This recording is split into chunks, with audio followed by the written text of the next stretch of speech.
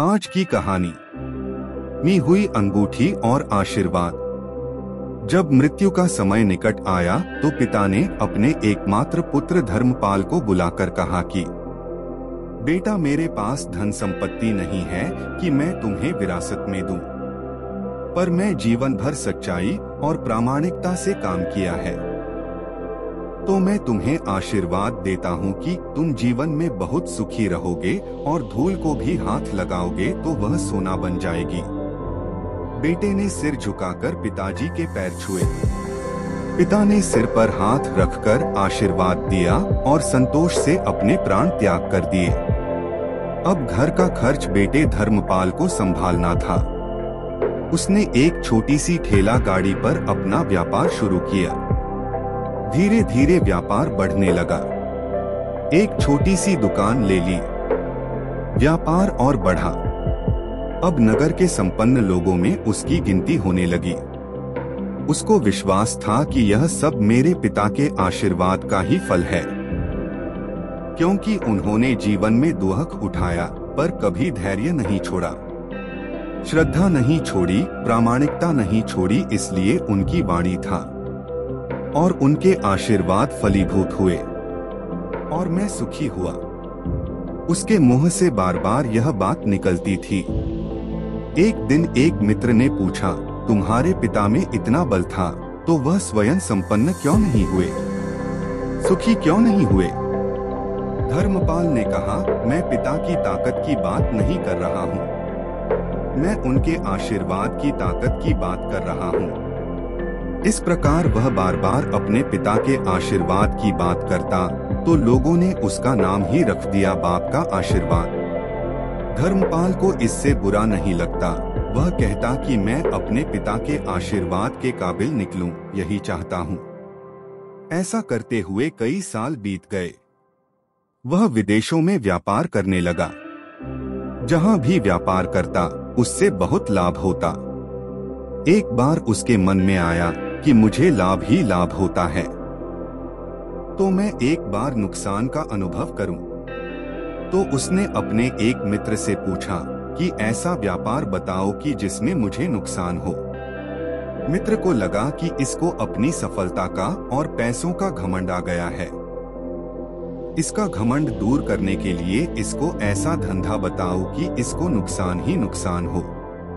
तो उसने उसको बताया कि तुम भारत में लौंग खरीदो और जहाज में भरकर अफ्रीका के जंजीबार में जाकर बेचो। धर्मपाल को यह बात ठीक लगी।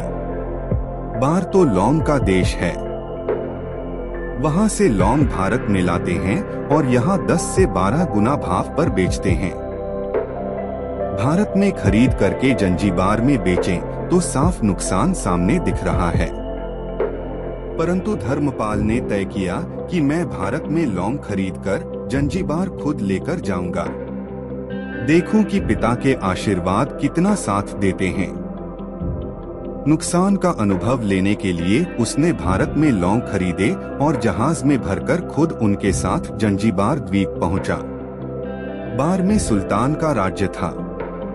धर्मपाल जहाज से उतरकर के और लंबे रेतीले रास्ते पर जा रहा था। वहां के व्यापारियों से मिलने को उसे सामने से सुल्तान जैसा व्यक्ति पैदल सिपाहियों के साथ आता हुआ दिखाई दिया। उसने किसी से पूछा कि यह कौन है। उन्होंने कहा, यह सुल्तान है। सुल्तान ने उसको सामने देखकर उसका परिचय पूछा। उसने कहा, मैं भारत के गुजरात के खंभात का व्यापारी हूँ और यहाँ पर व्यापार करने आया हूँ। सुल्तान ने उसको व्यापारी समझकर उसका आदर किया और उससे बात करने लगा। धर्मपाल ने देखा कि सुल्तान के साथ सैकड़ों सिपाही हैं, परंतु उनके हाथ में तलवार, बंदूक आदि कुछ भी न होकर बड़ी बड़ी छलनियां हैं। उसको आश्चर्य हुआ। उसने विनम्रता पूर्वक सुल्तान से पूछा, आपके सैनिक इतनी छलनी लेकर के क्यों जा रहे हैं? सुल्तान ने हंसकर कहा, बात यह है कि आज सवेरे मैं समुद्र तट पर घूमने आया था, तब मेरी उंगली में से एक अंगूठी यहाँ कहीं निकलकर गिर गई। अब रेत में अंगूठी कहाँ गिरी पता नहीं। तो इसलिए मैं इन सैनिकों को साथ लेकर आया हूँ। यह रेत छानकर मेरी अंगूठी उसमें से तलाश करेंगे।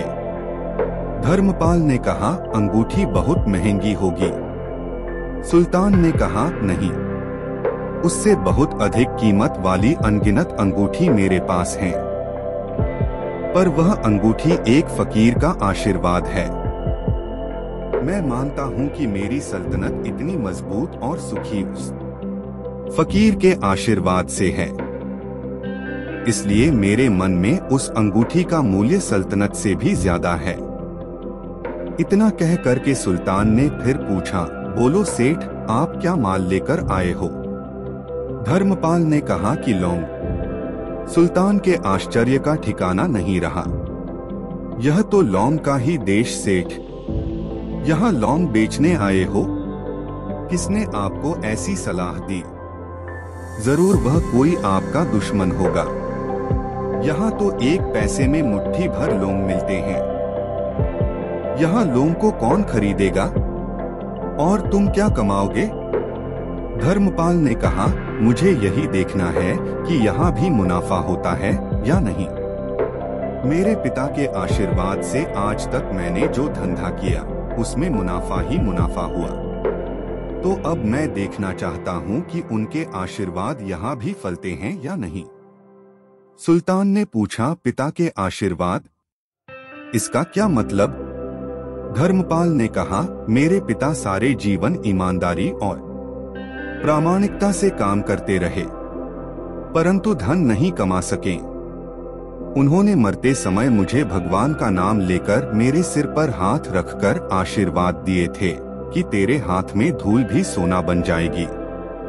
ऐसा बोलते बोलते धर्मपाल नीचे झुका और जमीन की रेत से एक मुट्ठी भरी और सम्राट सुल्तान के सामने मुट्ठी खोलकर उंगलियों के बीच में से रेत नीचे गिराई तो धर्मपाल और सुल्तान दोनों का आश्चर्य का पार नहीं रहा।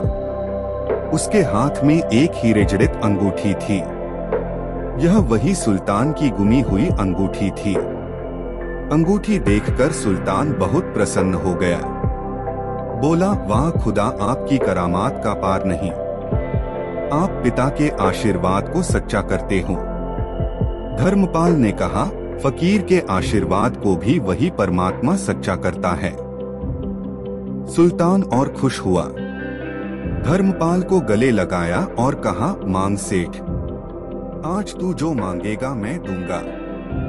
धर्मपाल ने कहा, आप 100 वर्ष तक जीवित रहो और प्रजा का अच्छी तरह से पालन करो, प्रजा सुखी रहे, इसके अलावा मुझे कुछ नहीं चाहिए। सुल्तान और अधिक प्रसन्न हो गया। उसने कहा, सेठ, तुम्हारा सारा माल मैं आज खरीदता हूँ और तुम्हारी मुँह मांगी कीमत दूंगा। इस कहानी से शिक्षा मिलती है कि पिता के आशीर्वाद हो तो दुनिया की कोई ताकत कहीं भी तुम्हें पराजित नहीं होने देगी। पिता और माता की सेवा का फल निश्चित रूप से मिलता है। आशीर्वाद जैसी और कोई संपत्ति नहीं। बालक के मन को जानने वाली माँ और भविष्य को संवारने वाले पिता, यही दुनिया के दो महान ज्योतिषी हैं।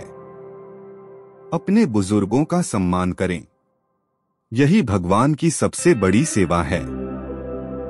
धन्यवाद। स्वस्थ रहिए, मस्त रहिए व सदैव मुस्कुराते रहिए।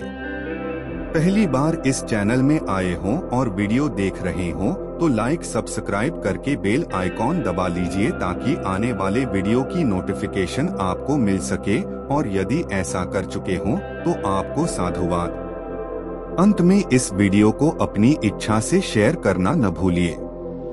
पुनः आप सभी पुण्य आत्माओं को बहुत बहुत धन्यवाद। अपना आशीर्वाद बनाए रखें।